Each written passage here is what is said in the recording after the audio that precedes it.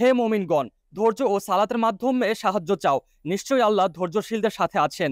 সূরা আল বাকারা আয়াত 153। ইসলাম প্রচার এবং চর্চার ক্ষেত্রে আফগানিস্তান বাদবাকি অন্যান্য মুসলিম দেশগুলোর থেকে বেশ এগিয়ে। খেলাধুলা একটি বড় মাধ্যম বিশ্বব্যাপী নিজেদেরকে তুলে ধরার ক্ষেত্রে, আর সেই খেলাধুলার মাধ্যমে ইসলামের প্রচার করতেও পিছপা হয় না আফগানিস্তান। বিশ্বকাপের আগে ওমানের বিপক্ষে রয়েছে প্রস্তুতিমূলক ম্যাচ, আর এই প্রস্তুতি ম্যাচ খেলার আগে কঠোর অনুশীলনে মগ্ন ছিল আফগানিস্তানের খেলোয়াড়রা। তবে সবার আগে নামাজ নিয়ে এক বিন্দু ছাড় দেয় না আফগান দলে থাকা প্রত্যেক মুসলমানরা।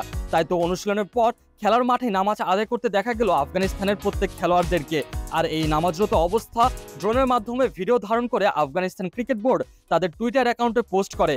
আর সেই পোস্টের ক্যাপশনে লেখা, United in the divine faith and faith, Afghan showing of their strength and unity both on and of the field. অর্থাৎ আফগানিস্তান তাদের শক্তি ও সামর্থ্য দেখাচ্ছে মাঠ এবং মাঠের বাইরে। এমন একটি ভিডিও দেখার পর বহু মুসলমানরা বেশ প্রশংসা করছে আফগান ক্রিকেটারদের এভাবে নামাজরত অবস্থায় দেখে। সবাই তাদের জন্য দোয়া এবং প্রার্থনা করছে যেন এবারে টি-20 বিশ্বকাপে আফগানিস্তান তাদের দেশের জন্য ভালো কিছু করতে পারে। এবারের টি-20 বিশ্বকাপের জন্য আফগানিস্তান অবস্থান করছে ওয়েস্ট ইন্ডিজে। অবশ্যই এবারের বিশ্বকাপের ওয়ার্ম আপ ম্যাচ থেকে শুরু করে মূল পর্বে যতগুলো ম্যাচ রয়েছে সবকটি ম্যাচ অনুষ্ঠিত হবে ওয়েস্ট ইন্ডিজে।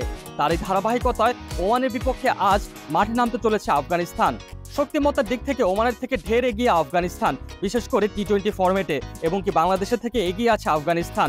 তাই অনেকটা নিশ্চিতভাবেই বলা যায় সবকিছু যদি ঠিকঠাক থাকে তাহলে ওমানের বিপক্ষে জয় দিয়েই মাঠ ছাড়বে আফগানিস্তান।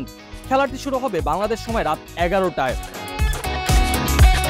এরপর দ্বিতীয় ওয়ার্ম আপ ম্যাচ অনুষ্ঠিত হবে 31 মে স্কটল্যান্ডের বিপক্ষে। বাংলাদেশ সময় রাত 8:30টায় সেই ম্যাচটি অনুষ্ঠিত হবে।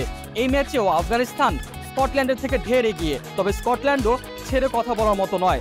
এখন দেখা যাক সেই ম্যাচে কেমন পারফর্ম করে আফগানিস্তান।